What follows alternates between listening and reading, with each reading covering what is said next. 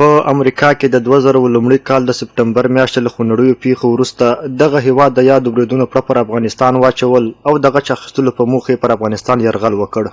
هغه مهال د افغانستان وطن فروش او نمک حرامه چارواکي د شخصي ګټو لپاره له امریکا او ناټو غړو هیوادونو سره لاس یو کړ او د ترهګرۍ ختمولو په نوم یې 20 کاله په افغانستان کې زرګونه چاپې ووهلې. په زیات شمېر بې ګناه هیوادوالې شهیدان او همدومره نورې د ترهګرۍ په نوم زندانونو ته واچول. خو دوی لا په دې نه پوهېدل چې افغانستان داسې اوسېدونکي هم لري چې له خپلو سرونو تېرېږي مګر په خپل هیواد کې د پردیو شتون نه مني. د افغانستان همدغو اصلي صاحبانو او وطن دوستو لاسونه سره ورکړل او د یا شریعت یا شهادت په شعار سره د دین او هیواد ساتلو لپاره د بهرنیو اشغالګرو او داخلي ملګرو پر وړاندې مبارزه وکړه او له زیاتو زحمتونو وروسته یې دښمن ته درانه ځاني او مالي زیانونه ور واړول.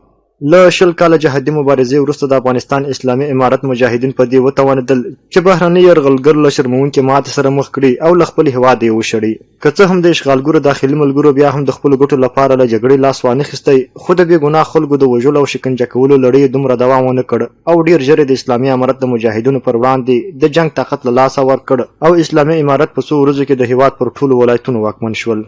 بلخ د افغانستان په شمال کې یو له هغو ولایتونو څخه و چې د تېرې ادارې زورواکانو او چارواکو د ساتلو لپاره ډېرې هڅې وکړي. خو دا چې دغه ولایت څنګه سقوط شو، د اسلامي امارت مجاهدین له کومو لارو او څنګه د مزار ښار ته دننه شول، په اړه یې د بلخ د امنیه قمندانۍ د رجال برجسته قمندان مولوي محبوب الله امام وایي.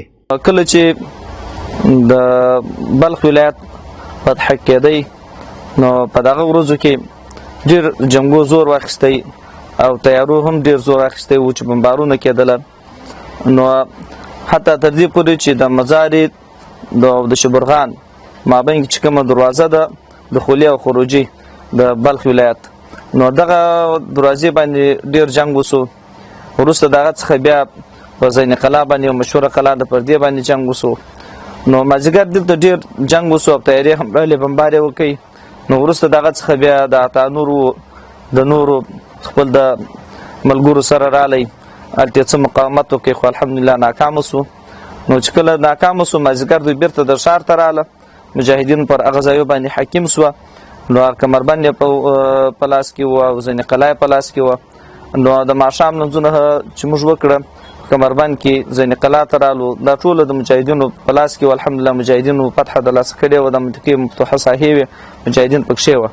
نو کله چې د ماښام څخه بعد دلته د غیر توقع، ځکه د مجاهدینو دا توقع فکر نه درلودی چې دا په د مزار ښار به سره د دې چې عطا نور هم دلته و، محقق په نامه باندې دام دلته و او دوستم هم دلته و او اشرف غني هم د دې څخه څو ورځې مخکې دلته رالی او دوی ته روحیه ورکړه، د تیارو هوایي عملیاتو تیاري واکې د دوی په لاس کې ورکوي. نو دا خلاف د توقع څخه ماښام بس د ښاره څخه موږ ته ټلیفونان زنګونه راله مجاهدینو ته چې دوی په حالات د وتو کې دي، وځي فرار کوي، تښتي. نو بس مجاهدین د الله جل وعلا شانه په نصرت سره نو بعد ماښام د لمانځه څخه څه وخت بعد نو بس د مزار و ښار ته را داخل سوه. نوموړی زیاتوي چې د فتح پر مهال د عامو خلکو ژوند او عامه شتمنیو ساتلو ته ځانګړی پام شوی و. د تېرې ادارې له نیول شوو عسکرو سره د اسلامي امارت مسؤلینو سالمه رویه وکړه او مزار ښار ته له ننوتو سره سم مجاهدین د خلکو له تود هرکلي سره مخ شوه. خپله هم ګیر کړه چې په ښار کې دوی وتله یو خواته، نو بس مجاهدینو به ورته ویله چې سلای تسلیم کوي نور ځئ، او بعضو ته چې کرایه نه درلودل هغو ته بیا د لارې سفر خرڅه ورکړه، کرایه بیا ورکړه. او نو دلته میدان هوایي ته هم د شپې مجاهدین ورله، مطلب دا ټولو ځایو ته مجاهدین په دغه شپه باندې ځانونه ور ورسوله او دا د بیت المال کوم شیان چې وه هغه ټوله په ښه معنا سره خوندي وساتله. خو داسې و چې کله ښار ته موږ رالو، دا مجاهدین راله ښار ته داخل سوه، دا خلک دونه خوشحاله وه چې ټول سړکو ته راوتلي وه او ټولو سړکو ته راوتلي وه. بس دا د امارت زنده‌باد شعارونه یې ویله او د مجاهدینو ډېره خوشحالي احساسوله. حتی داسې خوشحالي احساسوله چې د خلک بعضې خلکو به حتی د خوشحالۍ څخه ژړله او ډېر خوشحاله وه چې په دغه شپه باندې موږ ته دونه استقبال مجاهدینو ته وسو چې پر هر ځای باندې پر هر سړک باندې د شپې پر یعنې تر سهاره پورې دا خلک داسې خوشحاله وه چې ډېر نهایت خوشحاله و. د مجاهدینو په زیاته معنا سره د مجاهدینو استقبال وکړي. بلخوا د مزار ښار یو شمېر اوسېدونکي وایي په تېرو 2 کلونو کې ورسره امنیتي مجاهدینو هېڅ ډول بد چلند نه دی کړی، بلکې تل یې د دوی خبرې اورېدلي او غوښتنې یې ورپوره کړي دي. د مزار ښار یو تن اوسیدونکی ګل محمد شینواری د اسلامي امارت د تیرو 2 کلونو لاسته راوړنې د ستایلو وړ بولي او زیاتوي چې اسلامي امارت لنډ وخت کې په یوازې ځان د یو شمېر هغو لویو پروژو کارونه پیل کړه چې تیرې ادارې یې سله له نړیوال ملاتړه په جوړېدو بریالي نه شول. الحمدلله د اسلامي امارت له بیا واکمنېدو وروسته په تیرو 2 کلونو کې موږ د مزار ښاریان ډېر خوشحاله یو او دا ډېر د خوښۍ ځای دی چې په تیرو 2 کلونو کې ټولو ښاریانو امنیت ټینګ ده. د امنیت په برخه کې ستونزه نه لرو. د اسلامي امارت څخه موږ ډېر راضي چې په تیرو 2 کلونو کې ډېر لاسته راوړنې درلودلې دي چې هم د اقتصادي برخه کې، سیاسي برخه کې او د امنیت برخه کې. له ټولو مهمه د امنیت برخه ده چې ټول د مزار ښار اوسیدونکي بلکې ټول افغانستان اوسیدونکي شپه ورځ خپل کارونو ته ځي، چکرونو ته ځي او له یو ولایت بل ولایتو د سفرونه کوي آزادانه، نه یې څوک تاوي او د امنیت هېڅ مشکل نشته ورسره.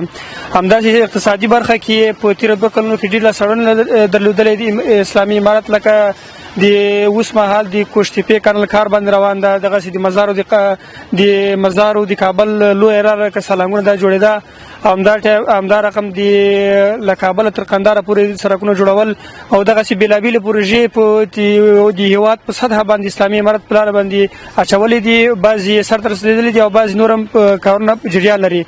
له فتح وروسته د اګست 15 په افغانستان کې له ویاړونو او لاسته راوړنو ډکه هغه ورځ یادېږي چې اسلامي امارت د خپلو هیوادوالو په کلک ملاتړ او همکارۍ د نړۍ نږدې 50 هیوادونو ته شرموونکې ماتې ورکړه او له یوې اوږدې جهادي مبارزې وروسته یو ځل بیا پر افغانستان واکمن شول. امان الله عادل، هوریت راډیو، مزار شریف.